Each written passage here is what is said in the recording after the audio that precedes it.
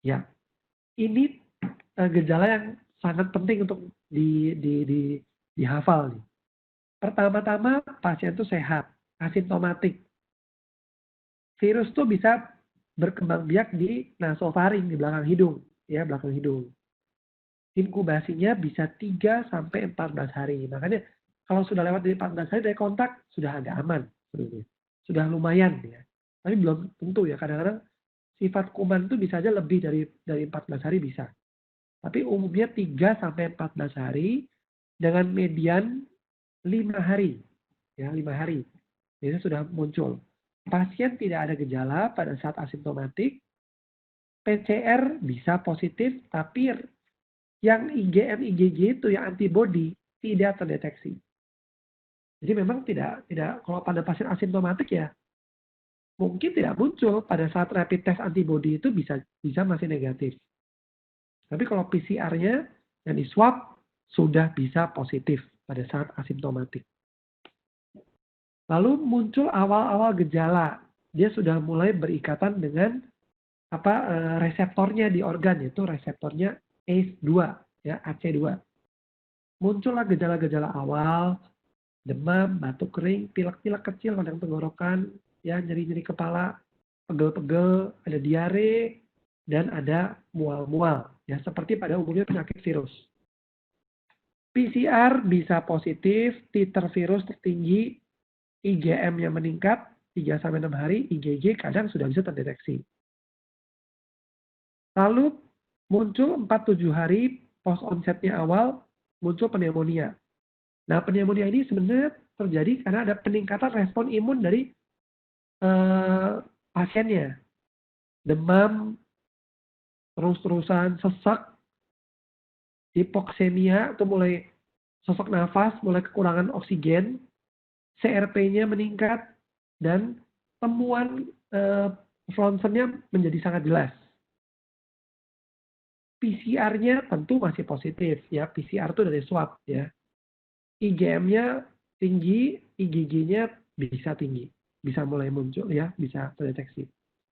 Masa-masa inflamasi yang menyeluruh, inflamasi sistemik, ya, atau SIRS, ya. Gejala-gejala respon imun, ya, inflamasi yang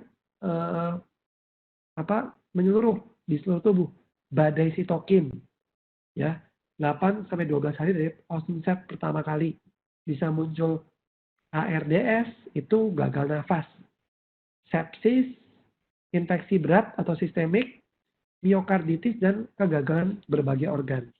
Naik SGOT, SGPT, naik ureum kreatinin, ya.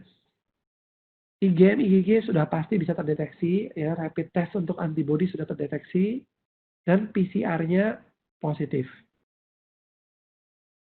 Ini penting loh nih. Tabel ini penting loh, asimptomatik, gejala awal, pneumonia, inflamasi, ya. Ini juga perjalanan patogenesis penyakit COVID-19 yang berat. Dari hari pertama sampai hari ke-19 tuh bisa terjadi, orang bisa meninggal, ya. Demam. Yang pertama muncul udah demam. Itulah mengapa dia sangat sensitif dipakai pertama kali.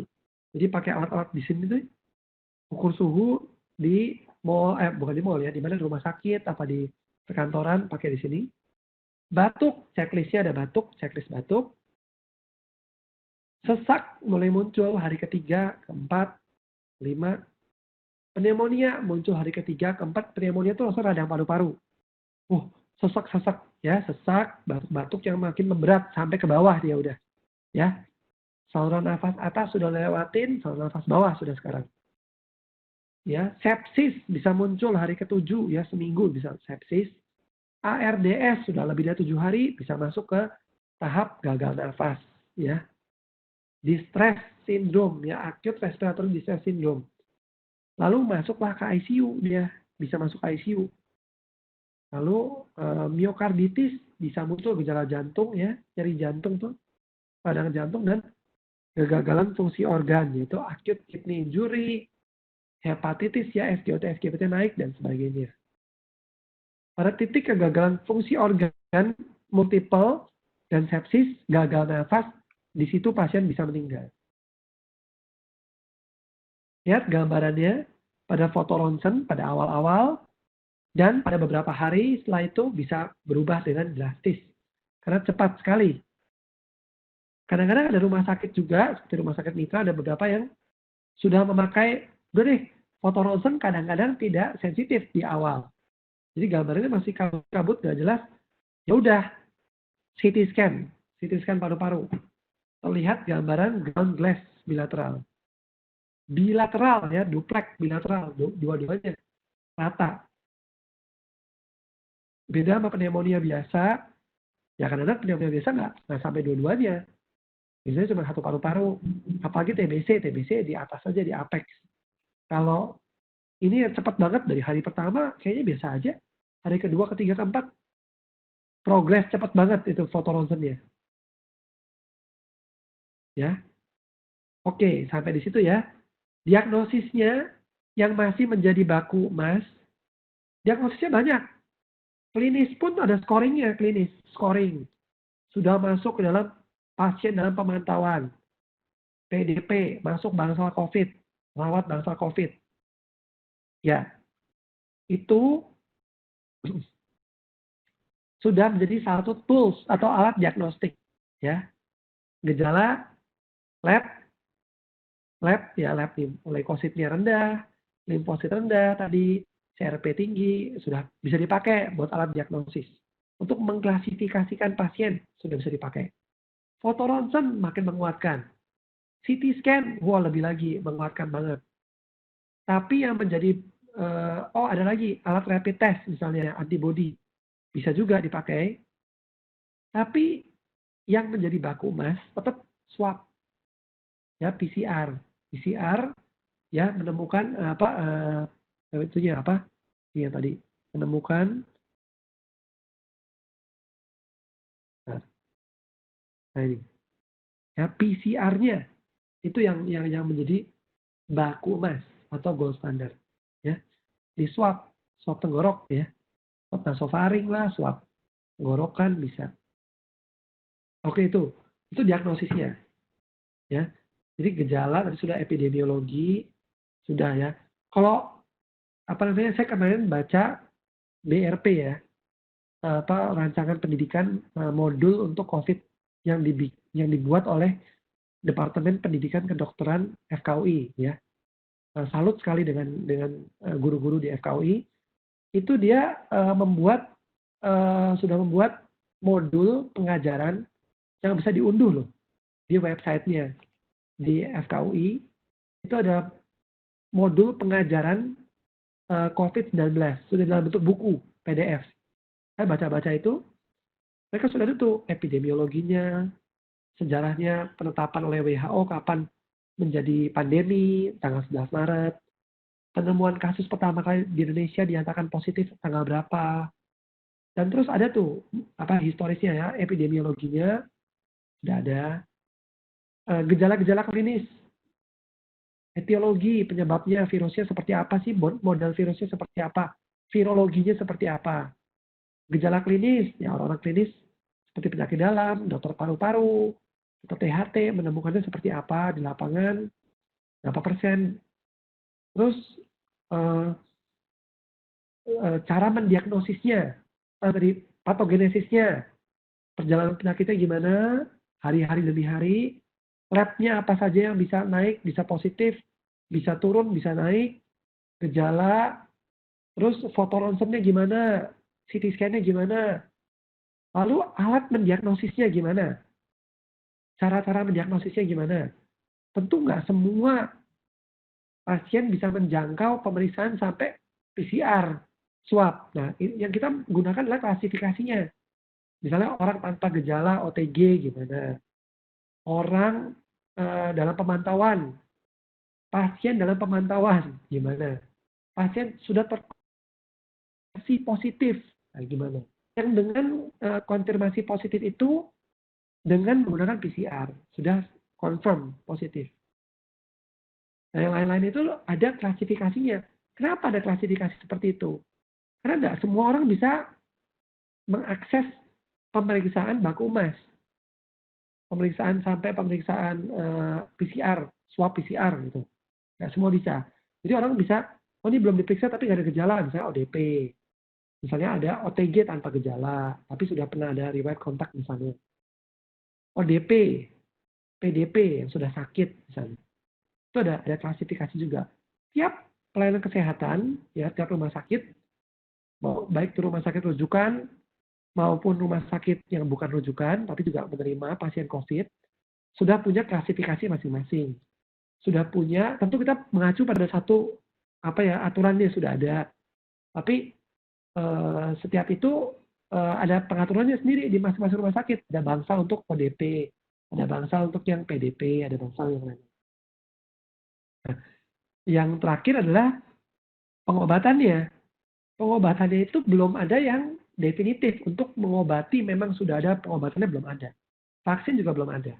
Tapi sudah ada beberapa bukti-bukti ongoing trial ya, nanti akan dijelaskan lagi oleh Prof. nanti ya.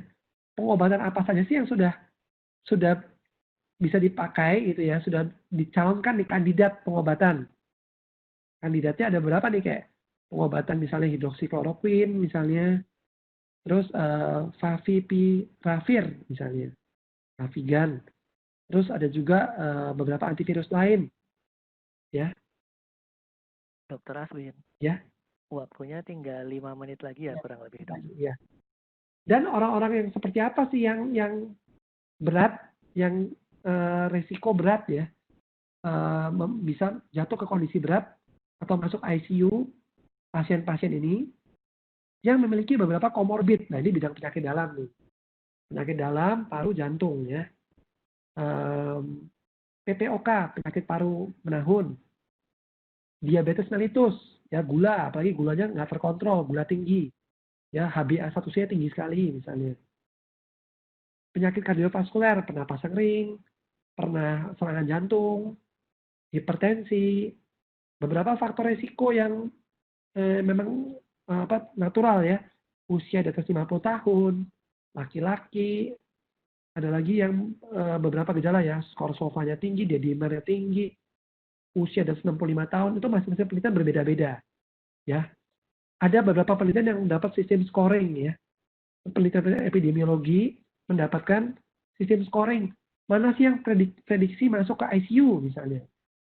DM, berapa skornya? PPOK, pernah asma, gitu. Kebanyakan dari beberapa sejawat dokter yang gugur ya, karena sakit ini, juga beberapa sudah usianya sudah lanjut, tapi juga ada beberapa yang usianya juga masih muda ya. Ada juga yang usianya muda. Beberapa comorbid memang menambah berat memang gejalanya. Prediktor kematian, prediktor masuk ICU ya. Ini beberapa obat yang sudah dikandidatkan untuk mungkin bisa untuk COVID.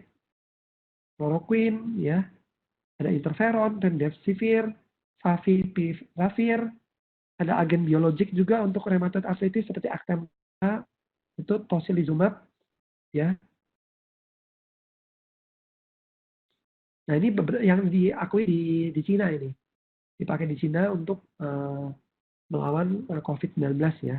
Favipiravir ya. Favipiravir. Terakhir pencegahannya, yaitu pokoknya di rumah terus deh pokoknya intinya. Sebisa mungkin di rumah. Untuk kita yang masih praktek di rumah sakit, ya pakai pengaman APD yang lengkap. Cuci tangan sebersih mungkin dengan langkah-langkahnya dengan sabun, air mengalir. Pakai tutup mulut ya, masker yang benar. Ada masker yang bisa dipakai untuk tenaga kesehatan, ada masker yang dipakai untuk masyarakat awam. Ya, nggak penting-penting banget, nggak usah ke rumah sakit.